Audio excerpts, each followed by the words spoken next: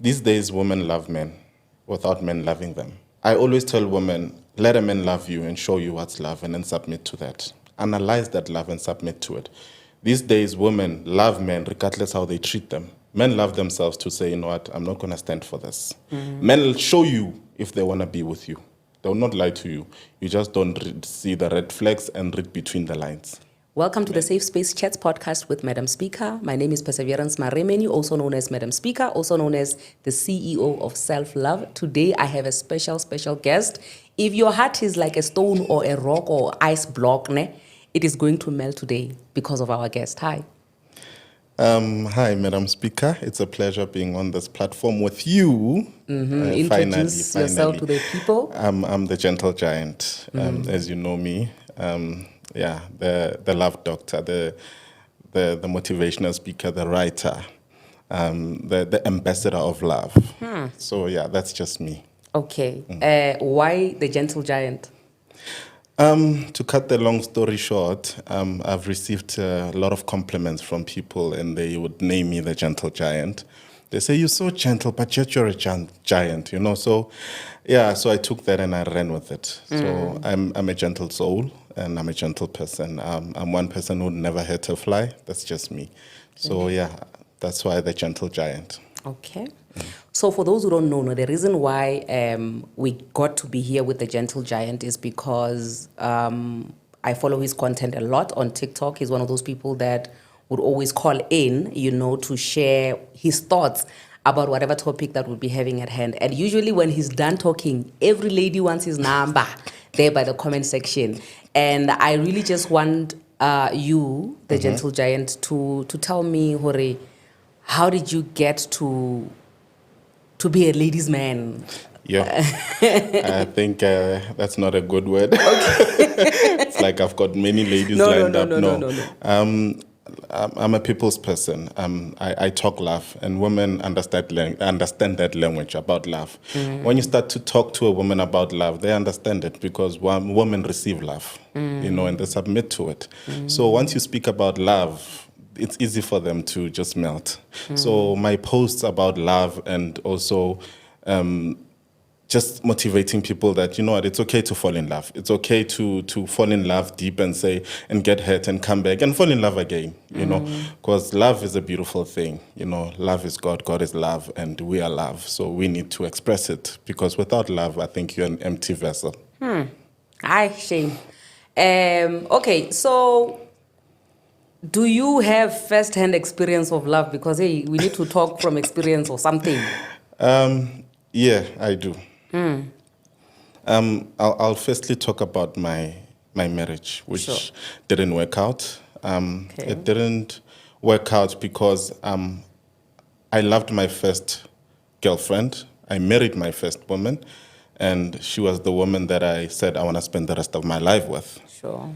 When it didn't work out, it broke me. But during the marriage, I lost myself. Sure. Losing myself, I didn't understand what's love. If love hurts this much, then why am I in love?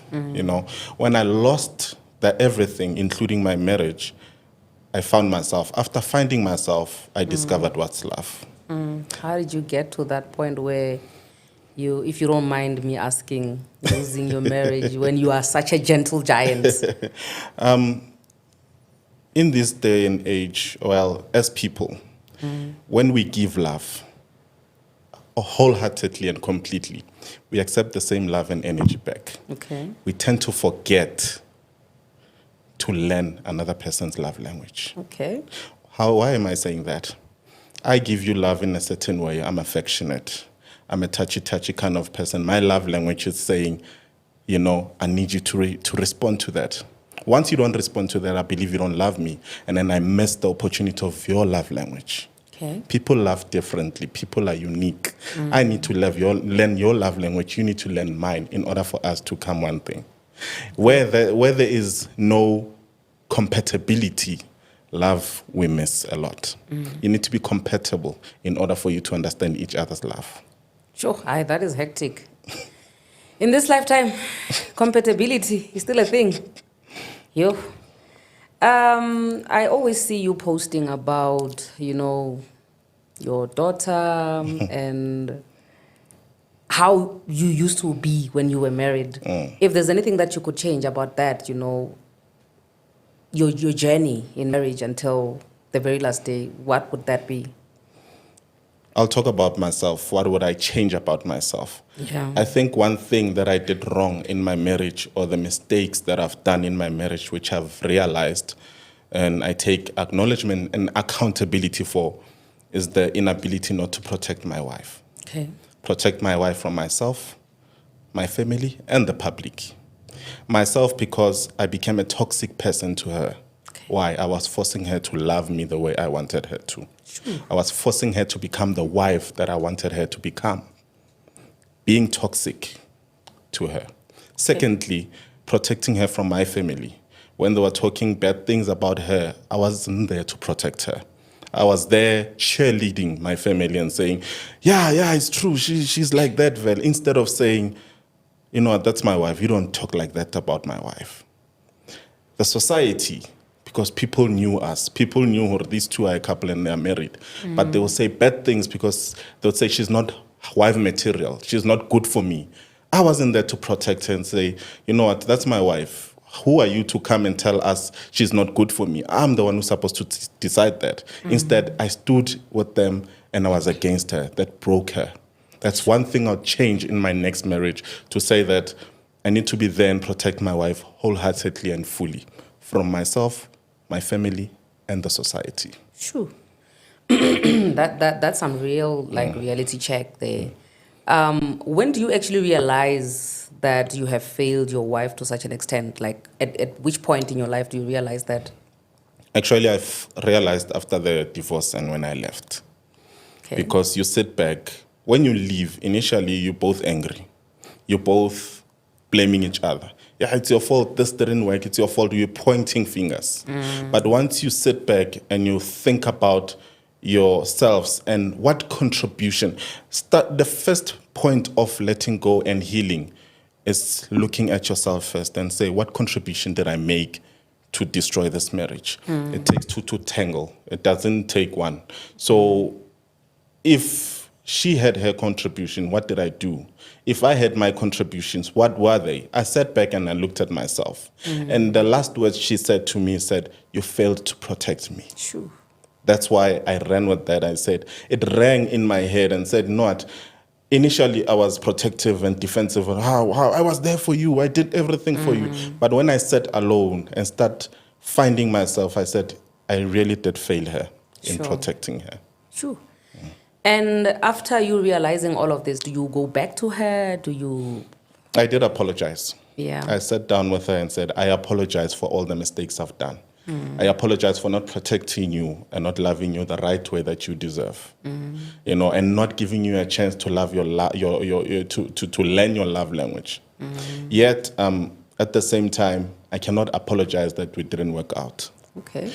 That is something that was bound to happen, whether I knew your love language or not. Why? I came from a family whereby I understood love in a certain way. My parents were lovey-dovey. My parents were two people that I always wanted to be when I grow up, look up to, And when I came into this marriage and family setup, I said to myself, I want to practice what I've learned to her and on her. She comes from a family whereby there's no father figure. She doesn't know love. She doesn't understand love. With that, it's hard for her to appreciate and accept love. She's closed because she's afraid of the unknown. She doesn't know love. Sure. So I was forcing that love down her throat because I wanted her to understand love. I didn't give her a chance to learn love patiently. That is so deep. So then, because I always speak to people that have failed in marriages the first time, they try the second time and they jump from the frying pan into the fire. It gets even worse.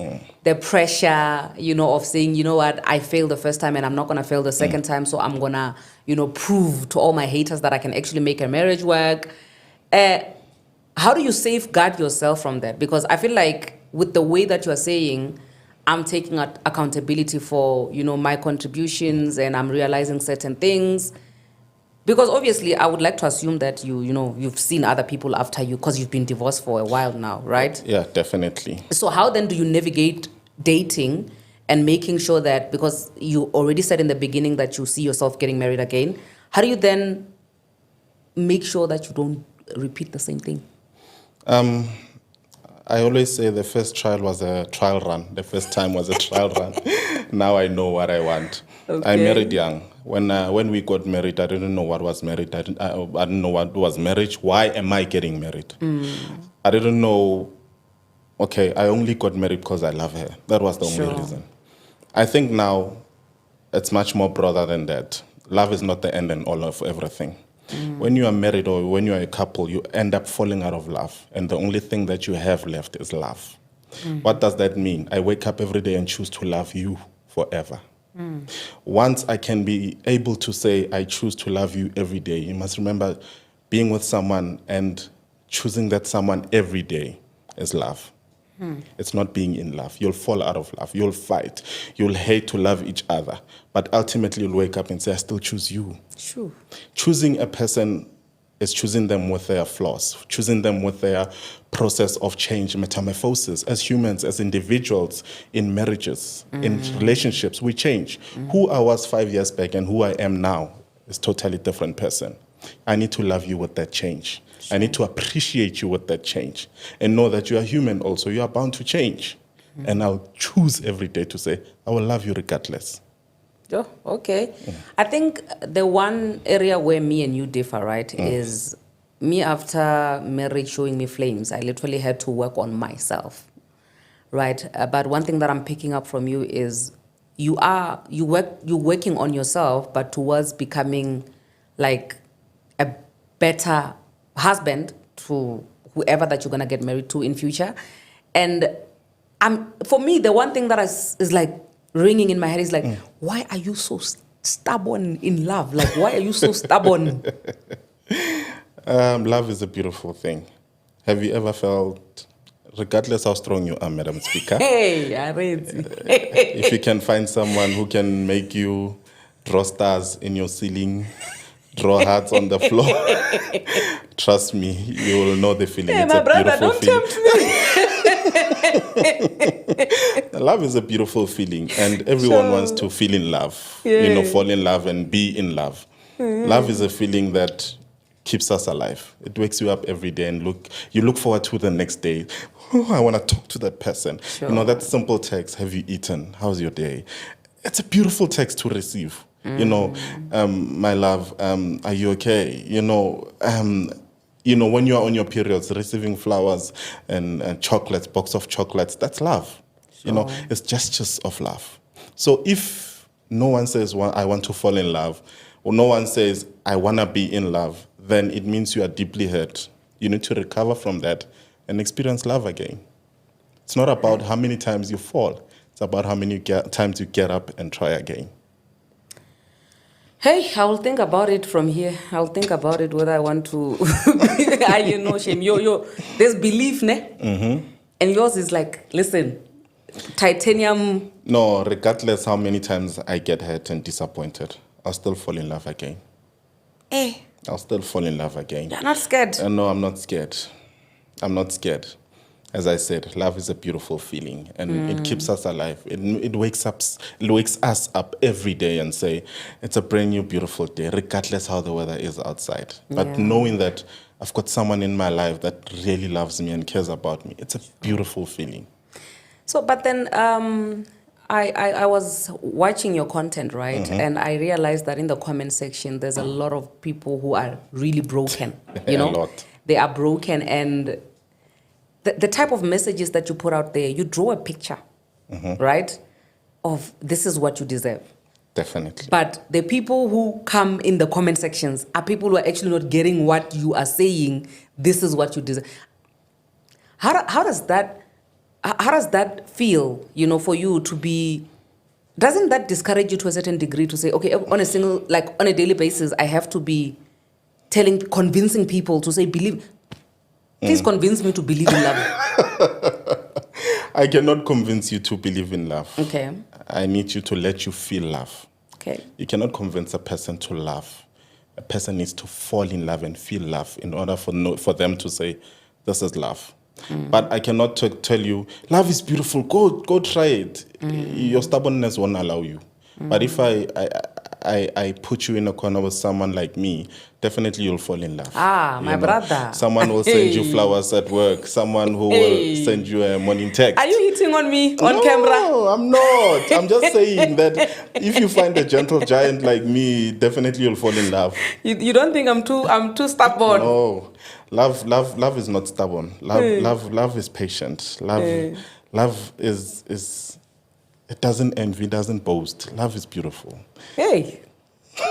Hi, my brother. Actually, they say that the proof of the pudding is in the eating. Exactly. So why? Hey, I don't know, man. I feel like for me, I really need to see it for me to believe it, because when I'm being preached to about it and I'm not seeing it, it's so hard for me to believe it. You don't see it with yourself or with other people?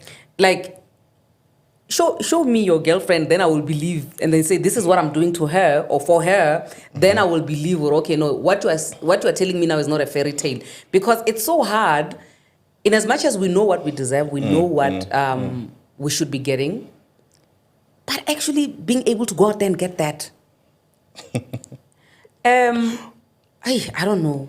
No, one day, probably you'll be interviewing two people, or you'll be interviewing that person in my life, or the woman I'll be getting married to, and she'll be the person telling you the gentle giant is like this. And, how it's like. Whatever he says, he does. Hey, no, okay, my sister. Wherever you are. In terms of now you getting negative comments, on your platform, because you advocate for women so much. There's one live of mine that you joined. I think that is actually the one that led to us to be able to sit here today. Yes. Where you were, that was so deep. I felt so attacked on that live, where you said that men love themselves, men put themselves first. Women love men. Exactly. And put men. Why are you attacking? Why are you so brutal? But it's the honest truth. These days, women love men without men loving them. I always tell women, let a man love you and show you what's love, and then submit to that. Analyze that love and submit to it. These days, women love men regardless how they treat them. Men love themselves to say, you know what, I'm not going to stand for this. Men will show you if they want to be with you. They will not lie to you. You just don't see the red flags and read between the lines. Men don't lie. They will show you if they don't love you, and you will see it. But women push themselves to men for them to love, those men to love them. So you need to let a man love you. The Bible says men must love their wives. Men need to know how to love a woman. A woman must submit. What does a woman submit to? You submit to that love that you receive from that man. You analyze it. If it works for you, then submit to that. And then when it comes to me, I receive it as love and respect. Sure. So once a man sees, Hore, you are too, how can I put it, obsessed, you want love, men don't want that. Don't look too desperate for a man. Shay. Let a man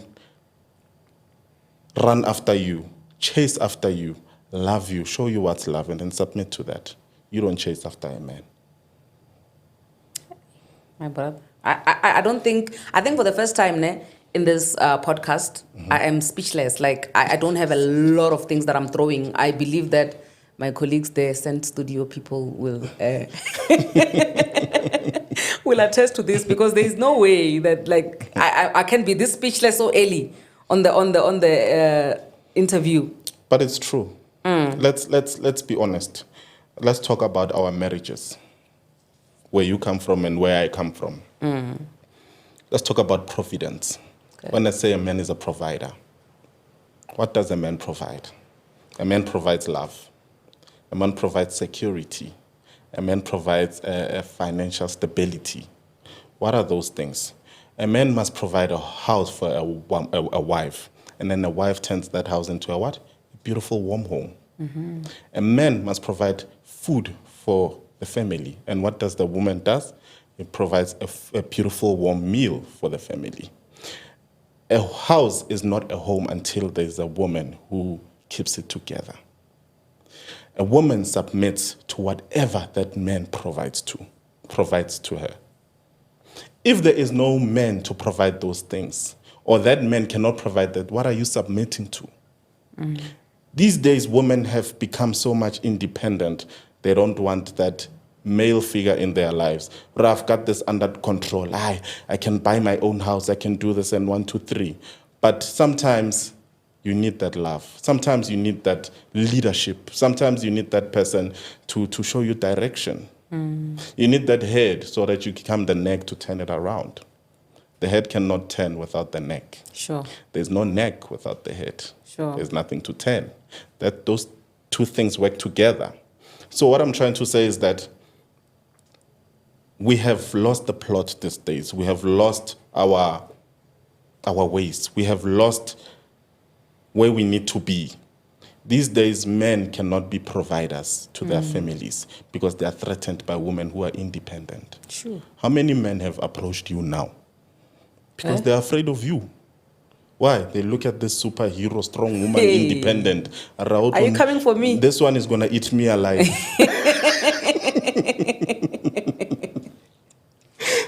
If you want to talk to me direct. Don't go around the corners. Yeah. But what I'm saying is that these days, men are unable to lead, and women need two things: to be loved and be led. That's it. Hi, these days we are standing up for ourselves. We are doing our own thing. We're not gentle giant. And to a certain degree, I feel like once you've walked through this journey of life and you have failed at certain things, especially things like your relationship or your marriage, for some people, you up your standards, you up your, things that people will qualify to be able to be with you. And to some degree, some people actually drop the standard. That's why even, let's say maybe I were to get married for the second time, you'd find them saying, no, because she was married for the first time, let's drop the lobola. But the standards are up there. And right now, as I'm sitting, right, I feel like my standards are way up there. And to a certain degree, I ask myself, are these even realistic standards? You understand what I'm saying? They are. And someone will reach them one day. By the time I'm 70. No. Someone will reach them. Trust me. And you'll call me and say, you did say it. So what is this thing about divorced people and wanting to up their standards after they failed? It's not really upping your standard. It's realizing what you deserve. Okay. Initially, when I got married, I didn't know what was love and what I deserve and what I want. But after marriage, you know what's love. You know what you deserve. You don't know how to marriage. I don't know how to marriage, but you know how to love and how you should receive love. That's the difference. Marriage has no manual. Relationships have no manual, but you know what you deserve.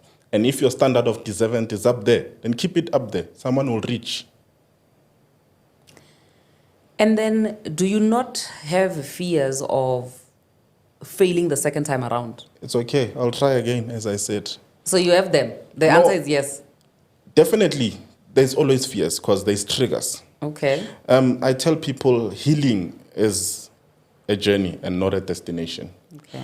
When you heal, and you heal every day, regardless whether you are in a relationship or what, every day you are healing. Why?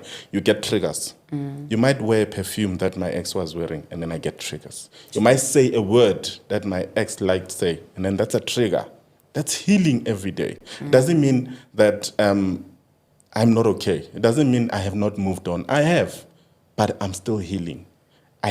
Healing, you don't rush to get there. It's a journey you take every day. It's a step you take every day. What's important is letting your partner communicate. My love, that perfume you're wearing, it reminds me of 1, 2, 3. Is it okay if you can change it? If she loves you enough, she will change it. Why? Because she understands where you come from. You've been broken, but you're willing to try again through the process of healing. Okay, because I feel like this whole thing of being able to understand where somebody is coming from, not everybody can relate, to how it's like to be married, be divorced, and whatnot. Yes. But how then do you maneuver the whole thing with being in a relationship, because I was once in a relationship with somebody who's never been married, and when I look at them, like, yo, this brother is so ambitious, like this brother has no idea what life is. And now obviously I'm treading carefully, because with caution, because I'm like, hey, listen, this one is a billboard, a red one, I don't want to go there. So how then do you make somebody understand, somebody who has never been in it? Because I feel like the levels of breakups, they're different. And when once you have to go to court, if you've never been to court, you didn't divorce, you broke up, right? How do you get somebody to understand all of that? Because somebody who's never been divorced won't even understand, Hori. When you say you are triggered, my brother, what? Why? What is the trigger? So how are we going to relationship if every time when I do something, I'm going to be reminding you of your... How do you move on from that? I always say, if someone really loves you, they'll be patient with you. One of the words that I said in the beginning is that love is patient. Okay. Being patient with each other. Okay. Through the journey, you're learning each other. Through the journey, he also, regardless whether he was married or not, he's got childhood traumas he's carrying with. He might also come with them. He's expecting you to be patient with him. You come with your marriage traumas. He needs to be patient with you. If he loves you, he will be patient with you. He won't be irritable and irritated every time when you trigger and every time when you feel like, you know what, I'm not okay. Instead, he'll be there for you. And patience makes the love grow stronger. And when he is patient with you, you tend to forget a lot. If someone loves you well, healing process becomes very easy. If someone loves you well, when you heal without bleeding on the wrong person. Okay. Instead, you end up understanding, or you know what, this person I also need, through my healing process, I need to put him also in that process and make him understand, and also understand him that, you know what, it's not easy for him. Always reminding each other, I appreciate you for always being here for me. I appreciate you for always understanding me and not always be irritable of my moods and how I feel. I appreciate you for being by my side and walking this journey for me. Men also need to be appreciated. Okay. You don't know how much it means for a man to say, for a woman to say to a man, I appreciate you, Babake, and please keep doing what you are doing. It really uplifts me. I'll do more because I see you appreciate. So you also have to play your part in that healing process with him. It's not only about you, it's about us. Okay. And that brings me to our next question, Yahore. Men don't want to heal, my brother. Men don't want to heal. They don't want to embark on this healing journey after a marriage has come to an end. Because in most cases, it's us women who attend therapy. You seem to be somebody who has actually done the work. What would you say to them? Okay. Men don't talk. Okay. Men are not, we are not groomed to become emotional beings. Instead, we are told we need to be strong. Sure. That kills and builds a generation of depressed men. Sure. So me, I think I figured out myself. Because I was also groomed with that. I need to be strong. I need to man up and stop crying and be a baby. But when I went to my first therapy session, I was given a space to break down and be vulnerable. Sure. After that, I felt much lighter. So I urge men out there to be open. I urge men to be vulnerable. I urge men to start crying. It's okay to cry. Sure. It doesn't make you weak. It makes you a stronger man. Because tomorrow you wake up a better person. Tomorrow you wake up knowing that you need to treat someone better. So being able to talk, men need to open up and start talking. Men need to learn to be vulnerable, and men need to cry. I think the one thing that I always hear from men, when we talk about them being able to open up and to be vulnerable, is that it's the same people who is us women who judge them for being too vulnerable, where we feel like a man who cries a lot is not attractive, like is a crybaby, and like when he cries a lot. And I think to a certain degree, that's one of the reasons why they don't even want to open up to that degree. Do you think that maybe having like real, not imaginary men's conference that you guys have on the 14th of every February, like a real one, do you think that if we could have more of that, then Definitely. would have healing? I agree with you. It's one of my goals to have a men's conference, where men talk deep stuff, Sure. where men are opening up, not a men's conference that you are talking about where they talk about girls and all stuff, but where they talk about their inner fears and what has hurt them, where they'll be vulnerable in our space and be able to talk like men. And I think in that way they'll be free because they won't be judged. Sure. It's something that I'm trying to push for men, and I might talk a lot and be the advocate of love and women and all that, but I'm still a man, and I know how Yeah. men feel. Yeah. Most men don't like me because of the things that I post, and it's okay. But most men come to me for help. Sure. Behind doors, they inbox me. They say, I'm in trouble, my brother. I'm divorcing. How did you get through that? And I'm able to walk that journey with them. I've gained friends and people who look up to me, and today they send me gifts and say, my man, I'm where I am because you pushed me. Yeah. There are men who need help out there. There are men who say, I really do need help, but they're afraid to say it because they are afraid of society.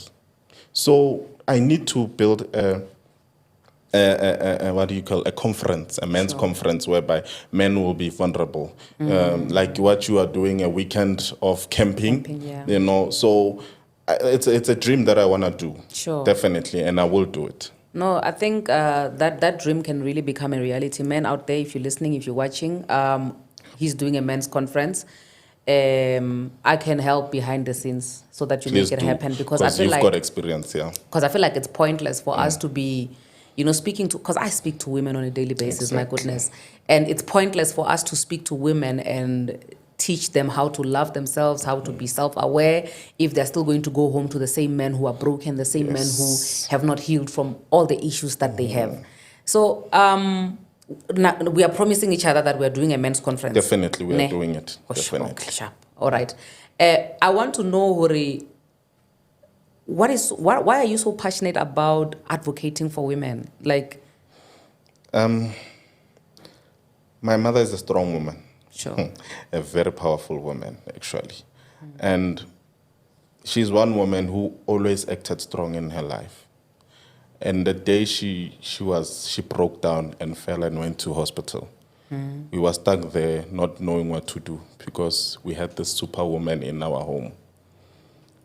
I'm advocating for women because I'm saying to women, don't carry the burden of running a household alone and feel like you're a superwoman.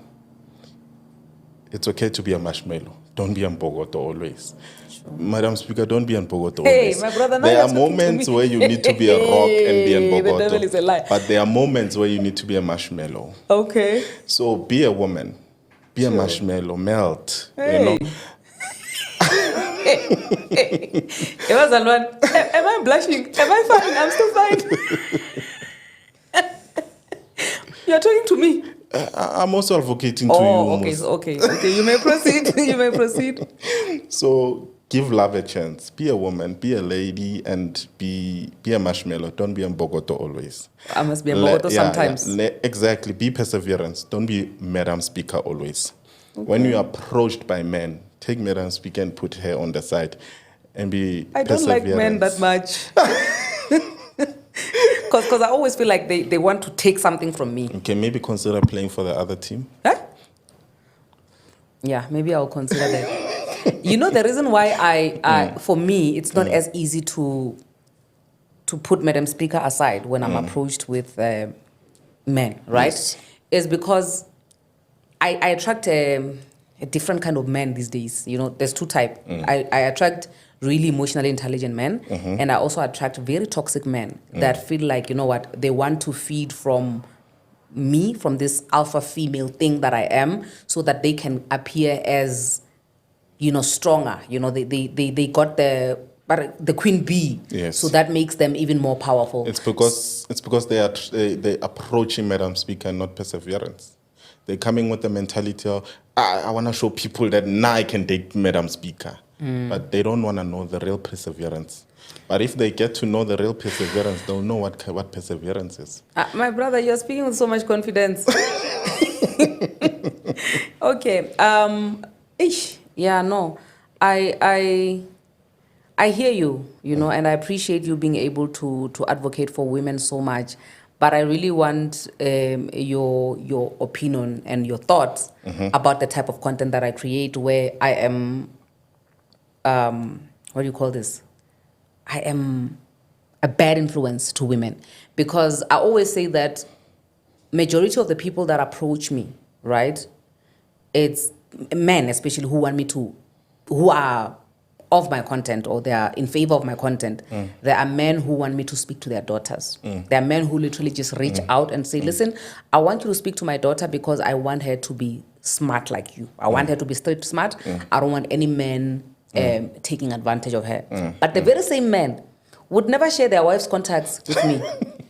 You get what I'm saying? Yeah, true. So what is your thoughts about this type of content, that this type of gospel, because it's spreading like wildfire? Yeah, true. And you have a daughter. Yes. I wouldn't follow you if I wasn't behind your content. Okay. First things first. I don't just follow people. I follow people because I love their content. Your content is motivational. Your content is making women talk. Your content is about women saying, stand up for yourself, stand up and don't say yebo baba to everything. You need to speak your mind and your voice. I don't want to get married to a woman of yebo baba. I want to get married to a woman who say, I hear you, my love, but I think your opinion should matter. In the olden days, most women did not have a voice. When you are a modern Winnie Mandela, when you advocate for women and you advocate for the freedom of women, you advocate for GBV, which is a good thing. It's one thing that also touches me a lot, because for a man to get there, I don't get it how you get there, but at the same time, you need to sit down and talk to that man and how did you get here? And hear where he comes from, his brokenness when he was young. The other day I was talking to a gentleman, he said, in fact, I cannot stop beating my woman. Every woman I meet, I beat. I need your help. I said, tell me about your upbringing. He said, when I was young, at around 13 years old, I saw my father shooting my mother on the head next to me and dying. My father was imprisoned for life and he died in prison. Till today, I'm still angry. So that anger, I take it out on the people that I say I love. He doesn't know how to love. He's afraid of love. When he receives it from a woman, he becomes angry. And then he returns it as violent. Ultimately, he's going to kill someone one day. And then tomorrow we say, men are dogs, but we never actually sat down. I'm not making excuses for men, but we never actually sat down and say, what breaks a generation of men that are violent like that can be brutal like that and kill a person or a woman like that. I mean, women are so fragile and you ask yourself, how did you get there? Not regardless how much you can push me to the edge. You can swear at me and swear at my family and do whatever.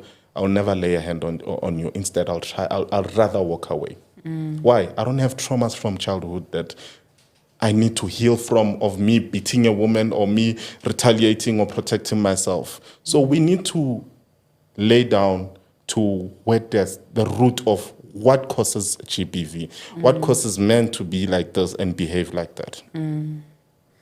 And, in most cases when we talk, because right now we're talking 16 days of activism against gender-based violence, right? And every time when a woman rises up to speak about the abuse that women are facing, there's always a man who's going to say, there's another case of a guy who was also abused, who was also killed by a woman. Do you think that there's any hope in us becoming a better generation in this situation where every time when we want to raise an awareness because of this, there's always going to be another case which we can use as an excuse or to say, okay, you did this, I did that. Is there really going to be a way forward? I always say, you cannot change the world. No one can. Even Nelson Mandela couldn't change the world. But one person a day makes a difference. Me touching a person's life will change someone else's life. At least I can change 3 people. It's okay. You're saving someone else's life. You doing your awarenesses and everything. It's okay. You are saving someone else's life, but you will never change the world, unfortunately. But if we unison on one thing and fight against it, you change, I change, someone changes, and then we change people, it will be a better world one day. But we will never change the world, unfortunately. Sure. Yeah, ne? That is so sad, but it's the truth.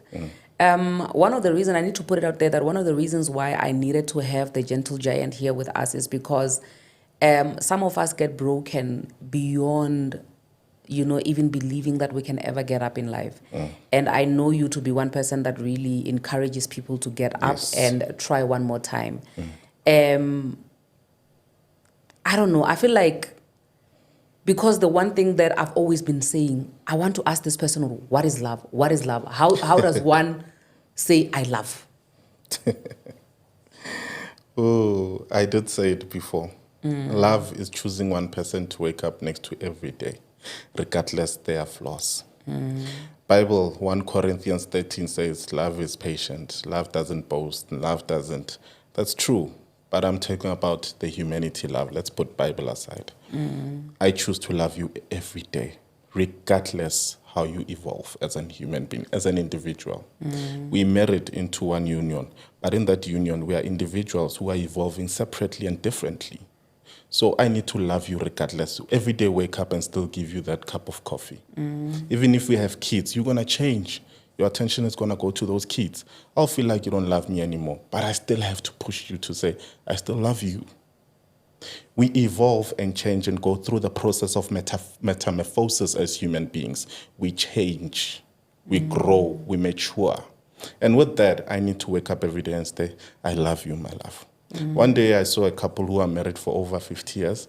The husband was 90-something, the wife was 80-something, and I was like, how did you get this far? That woman says one thing to me, says, you got to be patient with each other because you change as humans. Patience. That's the most key word that you need to take with you. Be patient with each other and choose to love each other every day through the temptations of this world. We humans, we're bound to be tempted. We humans, we're bound to be touched by other things outside the evil spirit. I always tell people, pray for your partner. Pray for your partner from the evil spirits they get out there. Pray for your partner to return home safely. Because why? Because what's out there and what's in here, it's two different things. Yeah. Okay. Choosing to love one person every day. There's a little bit of hope on the inside of me, guys. After this, I'm going to be nice and I'm going to respond to the DMs, guys. The gentle giant is managing to convince me to believe in love again. And I really appreciate you for this, because I feel like, the way it's so tense on my social platforms, because we talk to people who are broken, who are literally just trying to love themselves out of love. I was telling you on our way here that the name of the camps that I do, it's called Loving Yourself Back to Life, because there are so many things which break us in life to a point where we literally have to fight for our own survival to come out of that. And with you being able to share this, positive light of hope, of saying, listen, after everything has been said and done, after everything you've been through as an individual, there is still love that is waiting for you. It doesn't matter how long it takes for you to get there, but eventually the person that is for you will locate you, right? Definitely. And I really appreciate you for sharing with us, because it's not easy, to be able to believe in all of that after like being through a lot, right? Yeah. Just one last one. Maybe I can score myself a point, guys. So what is your take on this thing that divorced people should be with divorced people? Don't judge me, Vasalwani. I'm trying to get you a brother-in-law here, okay?